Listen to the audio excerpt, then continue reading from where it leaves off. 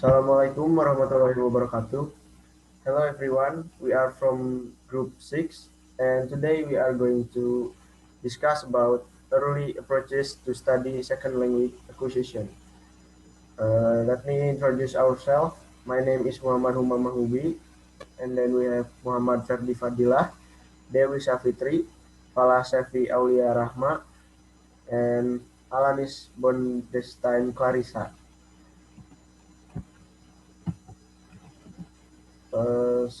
Here is the outline. First one is definition of CA, roots of CA, transfer in learning, types of interferences, shortcoming of CA, definition of EA, the procedure and analyzing learning errors, and shortcoming of EA. So for the first speaker, it's myself. I will explain about constructive analysis, or we call it CA. Okay, next. The definition of CA. Constructive analysis is an approach to study SLA which involves predicting and explaining learners' problems on a comparison of L1 and L2 to determine similarities and difference. Next. Root of CA. Constructive analysis was used extensively in the field of second language acquisition, or SLA, in the 1960s and early 1970s, as a method of explaining why some features of a target language were more difficult to acquire than others. So root of CA, there's two methods that we learn on CA, which is the first one is structuralism. The focus of CA in the surveys of both. We learning our mother language or L1 and second language or L2 system in structuralism. So before we studying the second language, we have to know the system from the L1 and the L2. The second is describing and comparing the language one level at a time. After we know the system of our mother language and our second language system, we describe both of them and comparing both of them, both of the language one level at the time. And the other method is behaviorism. According to the behavioral theories prevailing at the time, language learning was a question of habit formation, and this could be reinforced or impeded by existing habits. Therefore, the difficulty in mastering certain structures in a second language or L2 depends on the difference between the learner mother language L1 and the language they were trying to learn. So, behaviorism, we involve habit formation in process to stimulus, response, and reinforcement, or we call SRR.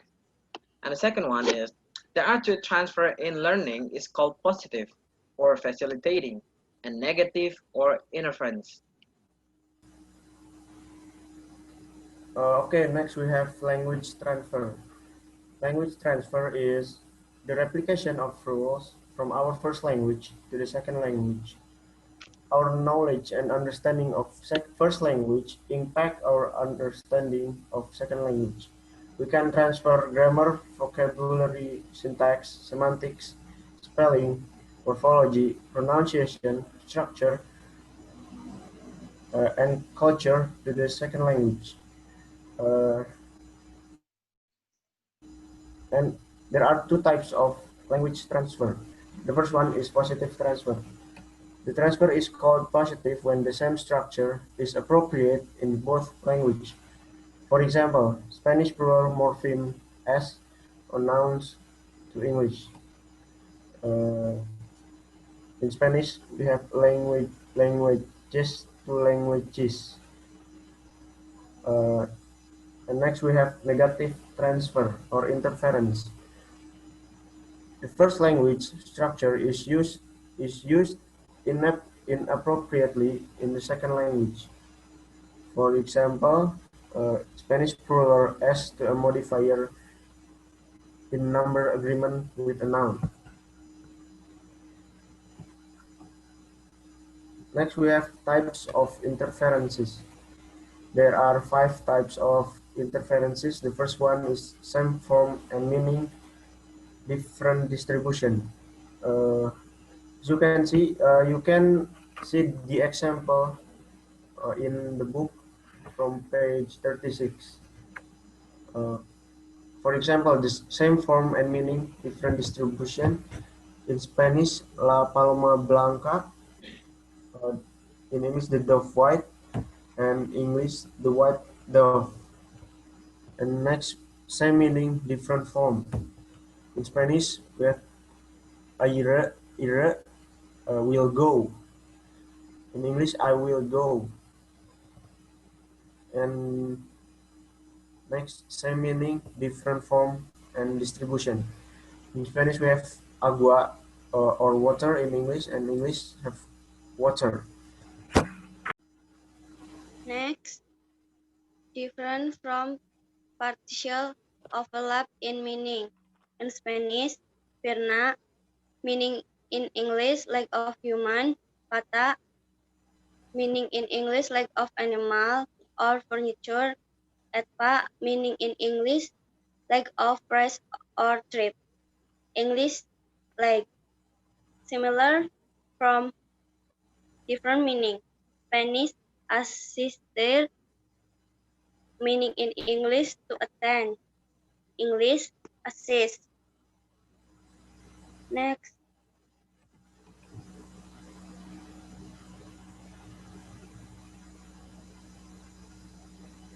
shortcoming of CA. 1. Prediction made by CA did not always materialize in actual learn error. Next, the language theory focus changed from surface level from an pattern is underlying rules. 3. There was a shift from habit concept to mentalism concept to language acquisition concept. Next, the study of SLA was no longer motivated by teacher concern. Oh yeah. Okay, the next is error analysis. Next, definition from error analysis is the first approach to the study of second language acquisition, which implies an internal focus on learners' creativity, ability to construct language, Slinker 1972. Okay.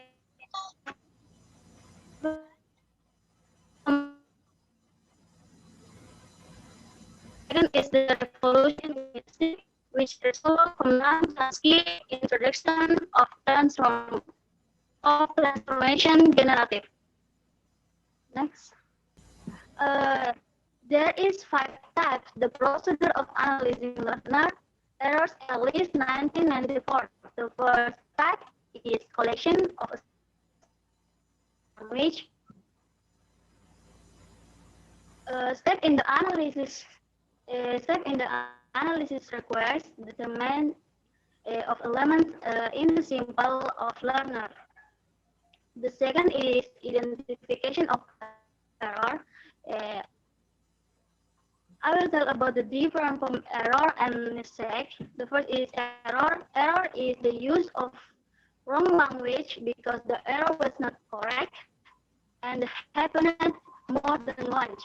And mistake is a language user who maybe when the pronunciation leaves the tongue or goes suddenly and immediately. Okay, the next step is description of errors. So, for purposes of analysis, errors are usually classified according to language level and general linguistic category or more specific linguistic elements. Okay, the next step is explanation of errors. So this is very important step of EA. So to know why an error was made in order to understand the processes of second language acquisition. And there are two of the most of the second language error. The first is interlingual, and second is intralingual. So interlingual is first language heavily influence the second language. I can say that the error uh, was caused is resulting by uh, from negative transfer from first language, and then the intralingual. It is not related to cross linguistic influence. I can consider that this is a result of incomplete learning of second language.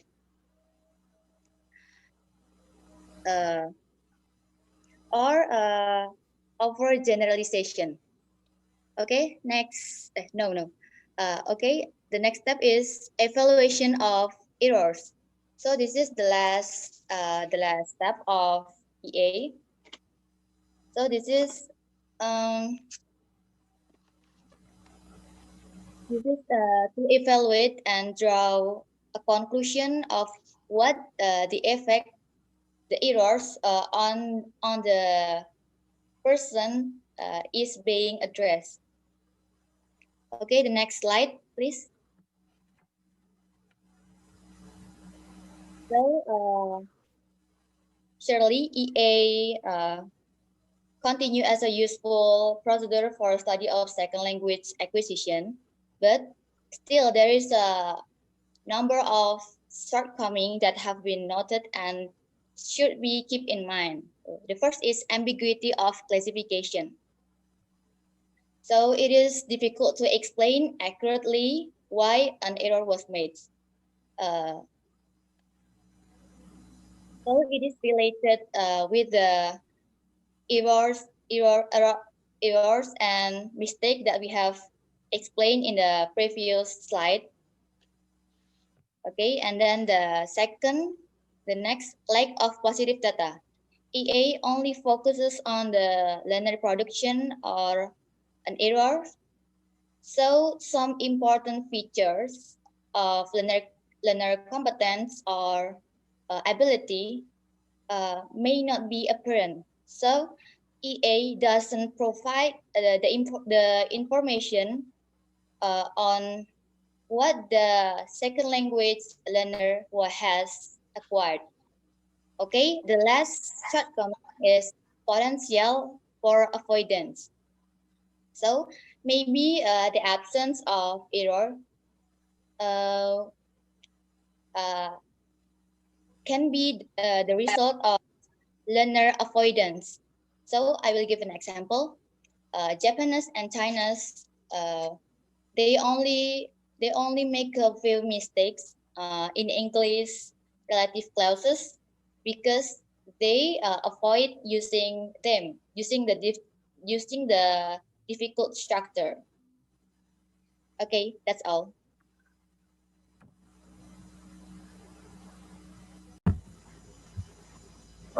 Okay, guys, thank you for your attention. Assalamualaikum warahmatullahi wabarakatuh.